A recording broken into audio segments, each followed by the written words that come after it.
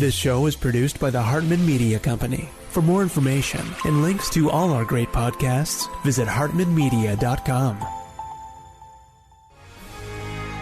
Welcome to the American Monetary Association's podcast, where we explore how monetary policy impacts the real lives of real people and the action steps necessary to preserve wealth and enhance one's lifestyle. It is my pleasure to welcome Dan Amerman back to the show. You've heard him on many times. You know, I have been a fan of his for many, many years. And he's out with a new book, The Homeowner Wealth Formula, subtitle, The Best Investment Most People Will Make is Their Home. Learn the historical formula that has created wealth for millions. Dan, welcome back. Thank you, Jason. It's good to be here. So this is a common discussion, right? Is your home an investment or is it an expense?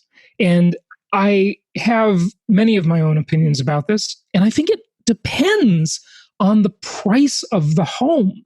But of course, with the mortgage being a big part of the asset, maybe we should ask the question, is the mortgage a good investment or a good asset? Or is it, as it's traditionally thought of, is it a liability? It is a liability that can be arbitraged, but you're getting ahead to book number 3 in the series. Well, you know me, Dan. I've been a student. Yes, I know. You just jump right ahead. You understand what's going on there. But I am really excited about this book, even though it appears to address some things that you and I have been talking about for many years. It's really very different, too. After working with this for all these years, what I did was I took about a year and I intensively researched what's actually happened with single-family home prices in the U.S. ever since 1975, which is when we start to get good data in terms of what they call pairs methodology, where it's the same home. So you're tracking price changes for the same home instead of different regions or house sizes or different things like that. Hey, Dan, yes. Before you go on, you know, that's an important point that you raise. And I'm about to do a video on the different indices. And you know, this is really something that people do not realize is that when you look at one index versus another, they're really telling you different things. And so you're talking about tracking the same exact home, like 123 Elm Street did this. And, 456 Main Street did that, right? Is that what you're saying? Exactly. And another big difference between the indexes that you hear about is it depends on what part of the country they are covering. The basis of what I used was the Freddie Mac House Price Index for all 50 states. And is that your favorite? Yes, it is, because it covers all 50 states. The media and Wall Street and so forth will more typically focus on the Case-Shiller 20 metropolitan area index. And I think that's a huge mistake. I've debunked that index many times because you know us, we like to look at the markets in 3 ways: linear markets, cyclical markets, and hybrid markets. And the Case-Shiller 20 not only, but 75% of that index is cyclical markets. These are the high-flying sort of trophy metros that get all the attention, but they're really not most of the real estate in the country. Absolutely. And where things get really interesting, I mean, this wasn't the track I was tending to go down, but there's some fascinating stuff here, is that as you know, the metro areas, you're calling them cyclical, have exaggerated price cycles compared to the national average. So mathematically, what that means is that when you go to everything that's not the 20 metro, they're opposite enough where when we look at a national average, we're looking at the average of those two, but really they're much further away than that. Yeah, right. I agree. So when you put those together, you get a very different price difference. You get a different volatility in terms of how the prices have changed nationally. And my research is based on looking at all 50 states with pairs methodology, so it's the same house, and looking at it for the period from 1975 to 2019. Okay, good. What does it tell us? Amazing things, just amazing. What I did was I took those years and I looked for every possible 1-year combination, 3-year combination, 5-year combination, 10-year. So I looked at, say, 1986 to 1987, and I looked at 2012 to 2017, or 1999 to 2009. I looked at every single one of those in terms of national average home price changes, in terms of inflation, in terms of what mortgage rates were in each of the starting years and what amortization would have occurred over that period and so forth. And I could be wrong here, but to the best of my knowledge, I've just done the most exhaustive study that anyone's done on changes in home equity during that entire period. And the results have been just amazing. And of course, this applies for homeowners, but this also applies equally to investors in single-family homes. Mm-hmm. And I would argue that it actually applies more so to investors, because investors have the benefit of not paying their own mortgage debt, right? Exactly. And that's a huge benefit. And of course, they have the benefit as well that they have an appreciating property and they have an amortizing mortgage where the mortgage is being amortized for them from the tenant rental payments. Good stuff. Okay, well, let's get in the mud here and talk about what it tells us. What did you find in this exhaustive research? Well, first, the results are amazingly positive. And I also confirmed that using an entirely different source, which is the kind of the definitive source of information when it comes to consumer finances, which is the Federal Reserve's once every 3-year survey of consumer finances. And what they found was just amazing. If you look at it in practice, about half of the net worth of the average homeowner is in their home equity. Mm-hmm. And the amount of home equity they have is almost twice what is in the average retirement account, if you're looking at median values. So that's really their savings. It's not their qualified plan. It's not their retirement account. Exactly. And you talk to some financial planners who I have the greatest respect for, and home equity is kind of a problem for them. Yeah, they dismiss it. I don't have the greatest respect for them. The issue is that from a financial planning perspective, homeowners have way too much money in home equity. Well, they should have that money out of home equity, and they're saying it should be in stocks and bonds and so forth. But the problem is that's not really intentional when it comes to home equity. It's just home ownership, whether it's a rental property or your own home, has been such a lucrative investment that it puts so much money in there that the rest of the portfolio can't keep up with. Yeah, right. And so this is where we get into kind of a funny thing, because, I would say that it's great that they're building equity and that, that means they're getting a good return on their property, but leaving the equity in there and letting it fall asleep and be dead equity is a bad idea. So that's where I'll kind of agree with the financial planners. And I think you know about my refi till you die plan. I just like to make sure people are making that equity work for them rather than sitting in there. But I don't know. We have our little slight differences. We mostly agree on this stuff, but I don't know. I totally track the mathematics, and that's part of what I've been doing there. Mm-hmm. What you really have in the one way of looking at a mortgage is that it is a short against the dollar. Mm-hmm. Okay, it's as a liability, it's a short against the dollar, and it needs to be refreshed periodically. Right. Otherwise, it uses up its power. Good it way uses to up most of the power in the first 10 years. So yeah, there's a strong case to be made, all else being equal, that if you're looking at this and you can do so as an investment in particular, but also with home ownership, that you want to refresh that every now and then, because then you get the maximum power back to play the liability arbitrage. I agree. Good. Is how that works. But the other thing I found out, this is true national averages. If you look at 3-year home ownership periods, all the way from 1975 to 1978 up to 2016 to 2019, and there's actually 42 individual home ownership periods in there, and you average those together, the national average is to almost double home equity in 3 years if you bought it with an 80% LTV mortgage. That's amazing. That's amazing. Yeah, how else do you have a national average across all those decades of almost doubling your money? Yeah, it really it's amazing. It's just such an incredible asset class because it's multidimensional. It's tax favored. You're shorting the dollar, which by the way, when you said that, I thought that was a great way to put it. I've heard that before. Is shorting the dollar wise? Because, and this is another rabbit hole, we don't have to go down too long, but here's why I say that. I think it's wise. It's obvious that the dollar is being managed very irresponsibly. However, they have been able to defy gravity much better than one would think if you're just doing the math. What I mean there is, of course, they're printing, they're spending, they're doing QE, they're stimulus, et cetera, et cetera.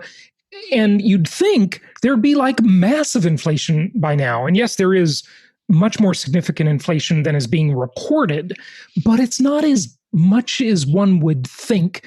And I believe that's just because the U.S. is in a very enviable position and can get away with it. But, is shorting the dollar wise? What do you think of those questions? Well, okay, Jason, you just raised a whole series of issues that we could be talking about for the next 6 to 8 hours pretty easily. You're not necessarily really there's two different ways of looking at this. One of them is that you are looking at the inflation-driven destruction of the real value of the mortgage. But the historical look that I've taken at this shows a whole different way of looking at this that has been far more consistent when it comes to creating money. And that is, you are really not just going short the liability, but more directly, you're going long inflation. Mm-hmm. And I use some different data in the book as well, going back to 1940 and looking at U.S. census data and so forth. That doesn't have the Paris methodology, but it's still pretty accurate in broad strokes.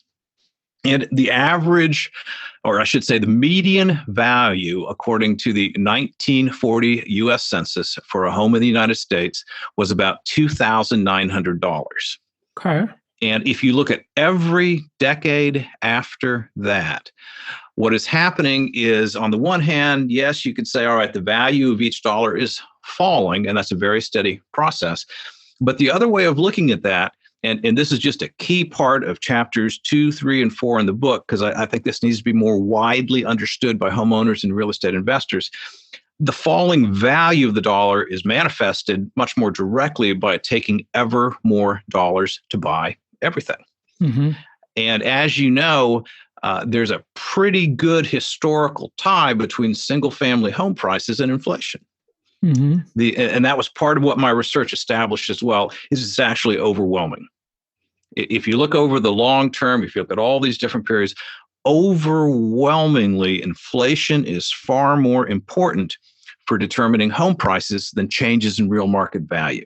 And in fact, it's an exponential series. And the formula, as I go through in the book, the formula for inflation, increasing the number of dollars it takes to buy everything, including homes, is identical to the formula for compound interest. A lot of people don't realize that. Say that again. Let's make sure we got that. Okay. The number one historically proven method for creating wealth over the centuries, when they're not artificially holding down interest rates like they are right now, is compound interest. Right. It's your money working for you. Yeah. Yes, it's your money working for you instead of you working for your money. And what a lot of people don't realize is that when we change our perspective on inflation from a decreasing value to the dollar to an increasing number of dollars being needed to buy everything, those are just two halves of the same thing, the inverse of each other, but they're representing the same thing. Mm-hmm. Inflation actually grows with the strength of the compound interest formula. Mm-hmm. So the compound interest formula says that a 7% interest rate will double your money in 10 years. Well, a 7% inflation rate will double the value of a home in 10 years. Right. The math is identical. And inflation just completely overpowers real market value changes over time, which is, I realize a lot of real estate investors don't see the world in those terms. They think they're trying to make smart investments, and it's much better to make a smart investment than a dumb investment. But really, changes in market value, real market value, are fairly minor. Well, that means, and so of course the mortgage being debased by inflation is a wonderful thing. The mortgage, the principal balance and the monthly payment both being debased by inflation, wonderful. And real estate doesn't really go up in price that much over time. It's somewhat close to the CPI. Some will say it outperforms the CPI by about 3%. Some will say it's about even. Is that what you're referring to when you say market value versus inflation? Because yes, a lot of people listening, Dan, might think that, well, isn't inflation what's making the price of my real estate go up? Is there a distinction there you want us to make sure we understand? Yes, there is, very much so. And it's kind of crucial to understanding, I would say, almost everything about where the money is really coming from. When it comes to home ownership, when it comes to real estate investing, it's coming from some very different sources than I think most people realize. If we look at all 35 of the 10-year home ownership periods, starting from 1975 to 1985 and ending with 2009 to 2019, the average across all of that is in inflation-adjusted terms for a home to increase in value by 9.9%. Call it 10%. Mm-hmm. Okay? Now, if we look at the increase in homeowner equity with an 80% LTV mortgage for all 35 of those 10-year combinations, the average increase in equity is 311%. Wow. So if we compare our real increase in market value, which is 10%, to the total increase with the other 7 levels of the multiplication of wealth, that's what I did. I took a look at home ownership and I literally broke it out into an 8-part multiplication formula. Only 3% of the money is coming from the 5th level of the multiplication of wealth, which is real changes in home value. The other 97% is all inflation and the mortgage and various factors within that. Isn't that amazing? It's such an interesting asset class, isn't it? Okay, tell us more. And I love that you said, yeah, we could spend 6 to 8 hours on that. Actually, Dan, we could spend 6 to 8 days on it. But oh yes, we totally could. We totally could. Yeah. And it's not, just as an aside, it's not actually money printing. That's why they haven't seen the inflation yet. It's reserves-based monetary creation. Okay, what's the distinction there? We need to know. Benjamin Bernanke in 2008 changed the nature of the U.S. dollar. Even though most people aren't really aware of this, the Federal Reserve went to a different way of creating money that was used to fund the rescue in 2008. It was used to fund the QEs. Right now, it is being used to fund this enormous creation of money, this helicopter money that we have. And it's kind of interesting if you think about it. This is just a quick aside here. Virtually our entire economy and investment markets at this point are based on 2 radical ideas that Ben Bernanke was pushing back in the early 2000s. One of them is this idea, if we had a future crisis, of just using helicopter money and just showering huge sums of money down on the population to do it. And the way they're doing that is, I put out a recent analysis, you may have seen it, Jason. If you look at it, even in inflation-adjusted terms, the U.S. national debt went up more in a single year last year, in 2020, than it had in the first 208 years of the nation. Wow. That's not inflation, that's real dollars. And where are the real dollars coming from? The Federal Reserve isn't actually printing. They're doing a very complicated kind of shell game that lets them get access to dollars up to a certain point, a certain number of trillions, without triggering inflation. And so when they run through that, then you're left with straight up monetary creation, something like modern monetary theory. And at that point, then, yeah, inflation would take off. And that would be tremendous for home investment. Okay. So with this method of increase, I mean, I don't know if my words are right, increasing the money supply, but not creating inflation.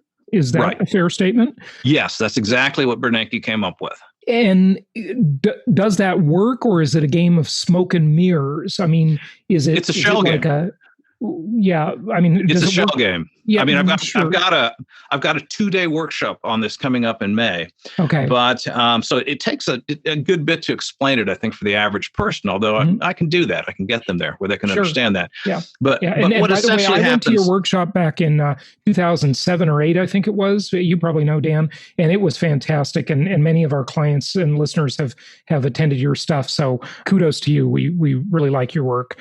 Well, thank you. Thank you. Yeah. With what you just said, with what Bernanke came up with, is that something that can continue, or does it automatically have like an inherent expiration date on it because it's a shell game? It's limited. And a lot of government programs are actually shell games. The funding for Social Security, for example. And the interesting part about the reserves-based monetary creation that's creating the money, that's keeping everything going right now, is it has a lot in common with the real funding for Social Security. It's a very similar shell game that's going on in that essentially what they're doing is they are steadily draining the safety and reserves from the U.S. financial system and spending it today to bail out the economy and to keep the markets going and so forth and so on. But at the very same time, they're hollowing out the financial reserves of the country and of the banking system. So, Dan, that kind of begs the question. I mean, there's so many rabbit holes for us to go down. And of course, we're limited on time. But, there's this whole thing that the millennials, it's kind of a viral meme that's going around called Hey Boomer. And the millennials are, of course, blaming their boomer parents for, ruining the world for them. And, I don't think that's very fair because in a lot of ways, the boomers, they had their contribution in building America. Hey, look, Intel, Microsoft, all of these big revolutions, were boomer driven. Now, granted, the greatest generation before them sacrificed, much more than the boomers. The boomers were much more hedonistic and, they did the drugs in the 60s and they were the sort of Clinton era people. Fair enough. But is that a fair meme to say, hey, boomer, in other words, you look what you left us with? Boomer is an unfortunate generalization. Yeah, of course. Like everything. There are younger boomers, there's middle boomers, there's older boomers. Yeah. And the role of the younger boomers, such as myself, is to pay taxes for our entire lives, helping to support the greatest generation when they retired, and the older boomers, and to some extent the middle boomers. But we'll probably be the ones who get shafted when it comes to getting our money some way. Yeah. So, it's kind of an inter-boomer thing to some extent, where the older boomers are really benefiting from the younger boomers, but the younger boomers aren't going to get what's coming to them. Yeah. But so it's not like it's not like we are taking anything from the millennials. Right. And we know for sure, though, that just by virtue of inflation, and you could say that that's happening because of the irresponsible fiscal and monetary policies of boomers, there's going to be a wealth transfer to millennials, just in inflationary wealth transfer, because the older people usually have assets and savings and the younger people usually have debts. So that helps them whether they know it or not, to some extent. There's a consolation prize maybe. Yes. Inflation is a traditional way of transferring wealth between generations. And it takes the wealth that's been accumulated by one generation and it essentially wipes it out while transferring it to the younger generation if you happen to live in a time of high inflation. So, yeah, that's a very distinct possibility if you look at what's going on right now in terms of the monetary games that are being played and these fantastic increases in the national debt.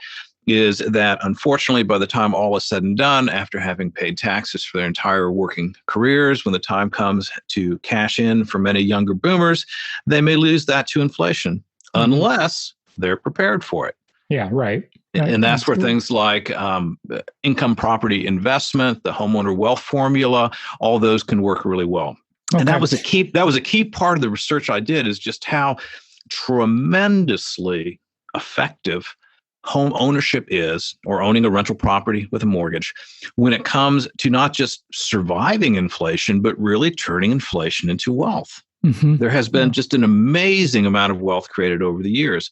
Another statistic from the Federal Reserve Survey of Consumer Finances, is that if you compare the median net worth for homeowners to the median net worth for renters, there's a 40-to-1 differential. That's incredible. Yeah, $40. Really, and I would argue that it's exactly these things that we're talking about, exactly what I've determined in the book from my research, the 8 levels of the multiplication of wealth, most of which relate to taking advantage of inflation, whether people are doing it intentionally or they're doing it accidentally. And if you understand what you're doing there and you think and you look at this, okay, the national debt just went up more in a single year than it had 208 years, this is not going to have a good ending.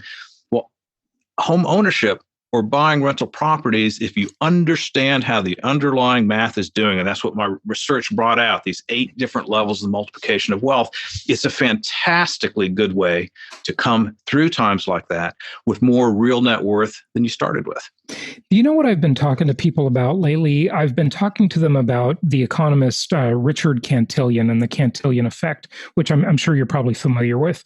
The thesis is that the people closest to the money get enriched the most, right? And so, of course, those are all the Wall Street insiders, the folks at Goldman Sachs, and I just have to throw that in, intentionally, and the politicians and the elites, of course, right? And owning income properties with mortgages, with these incredibly cheap mortgages, thanks to what I'll call our rich uncle Jerome Powell, okay, is the way to become a cantillionaire like they are, right? Because we're aligning our interests with them. And philosophically, we all probably disagree with what they're doing. But like the old saying goes, never bet against the Fed. And so this puts us in alignment with what they're doing, and we become enriched by it as well, right?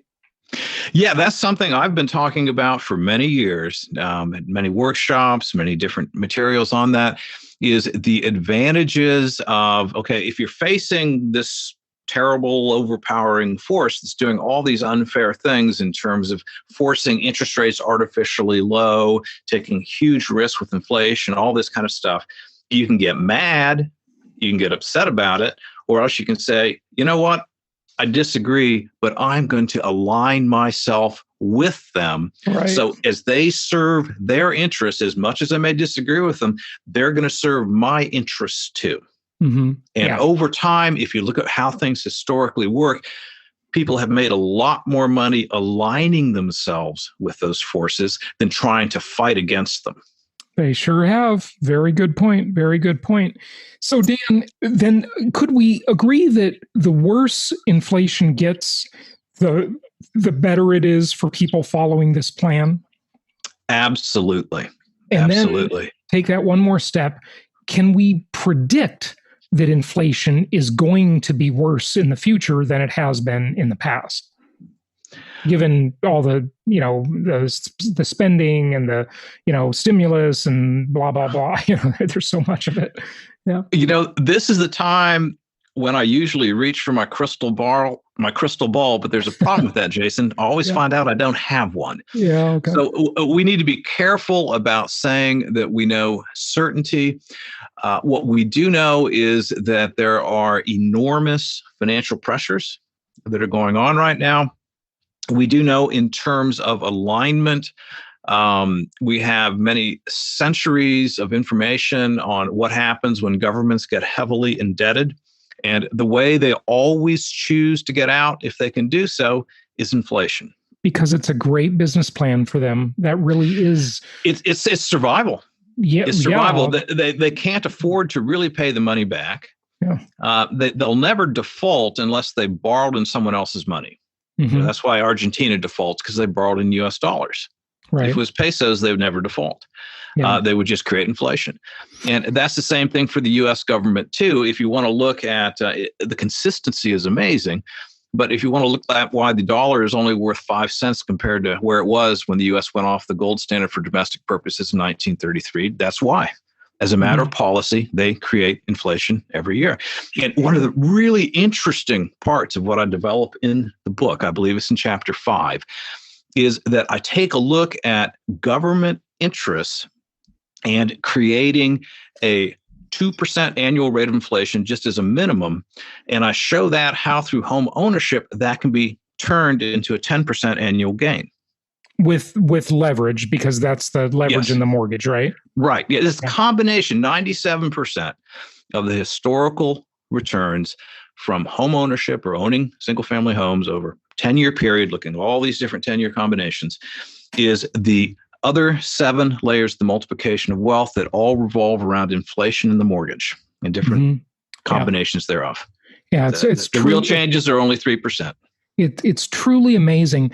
The problem with all the historical references, Dan, are that, when we look at Hungary, Argentina, Zimbabwe, whatever, right? All these examples, is that none of those countries had the position the U.S. enjoys, the reserve currency, the biggest military in the world, et cetera, et cetera. It's just such a different world nowadays. And I say that understanding completely that the famous last words of every investor are, this time it's different.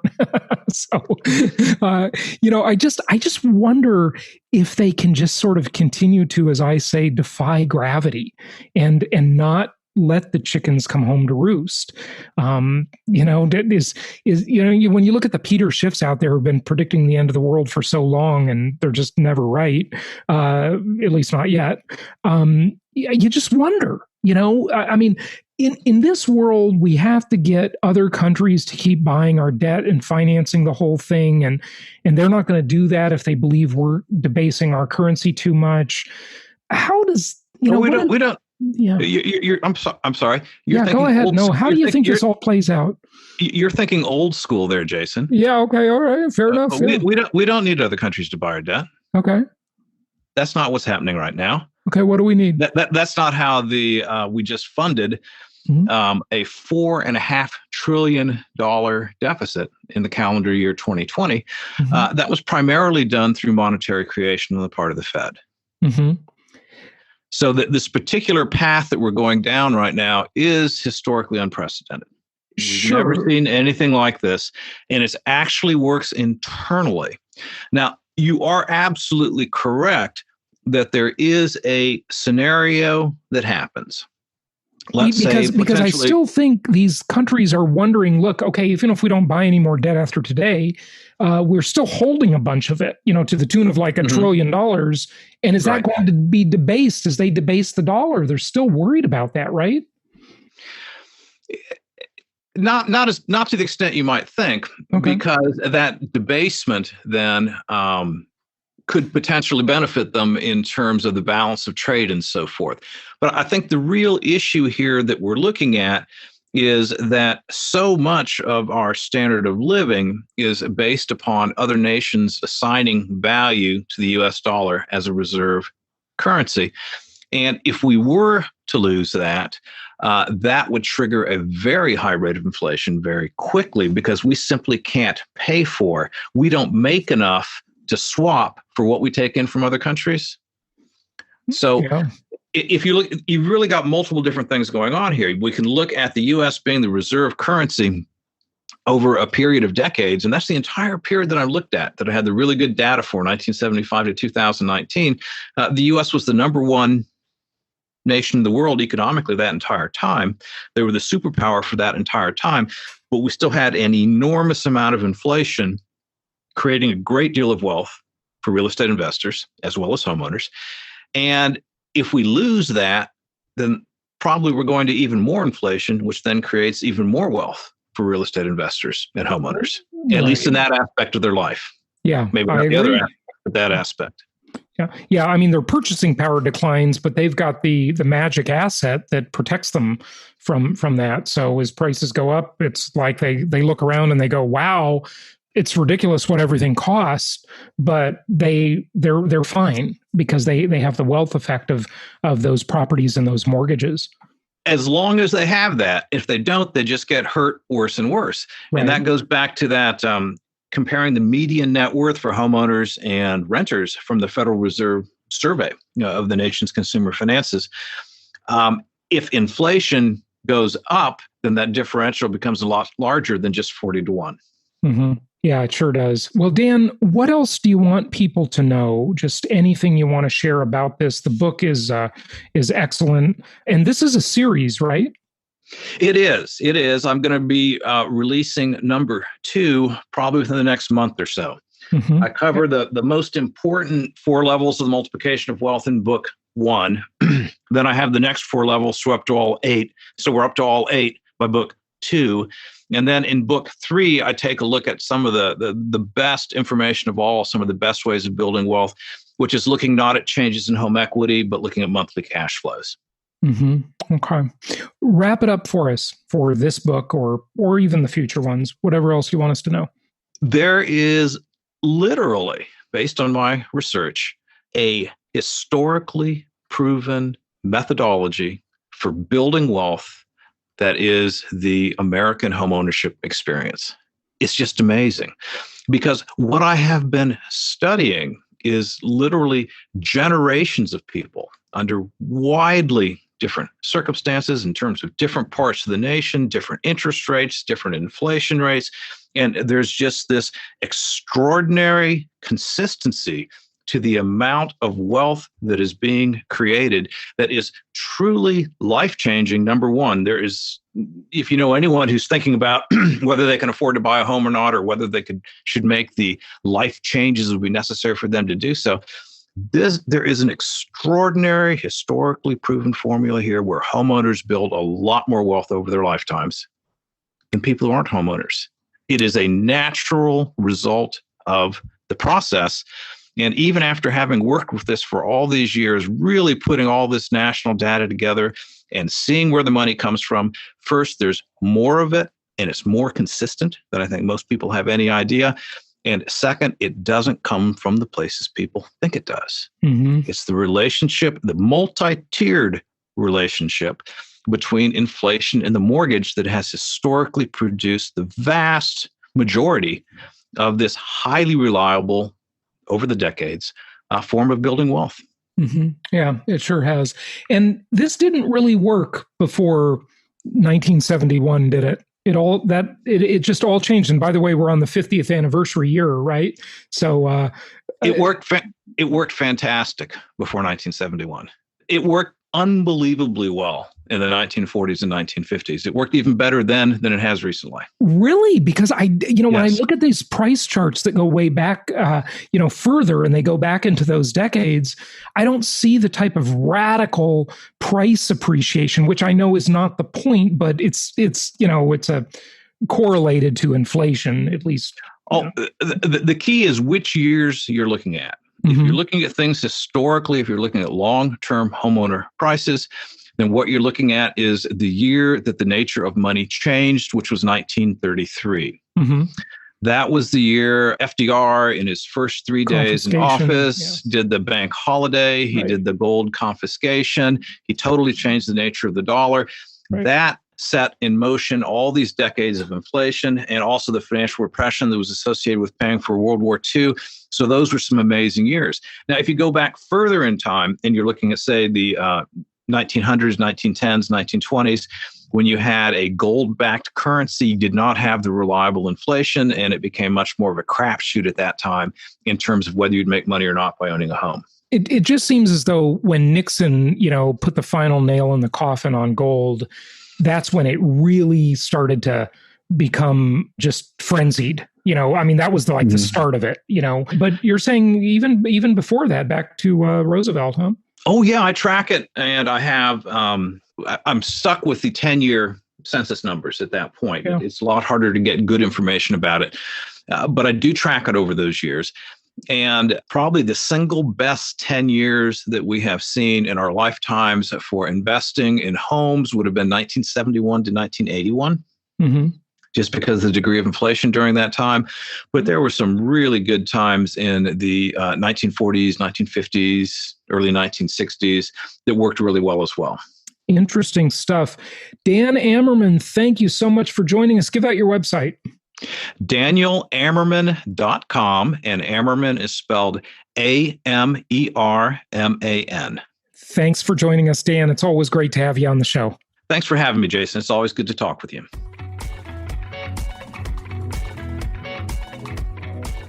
Thank you so much for listening. Please be sure to subscribe so that you don't miss any episodes. Be sure to check out the show's specific website and our general website, hartmanmedia.com, for appropriate disclaimers and terms of service.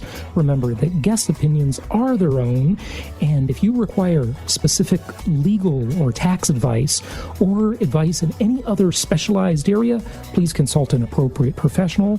And we also very much appreciate you reviewing the show.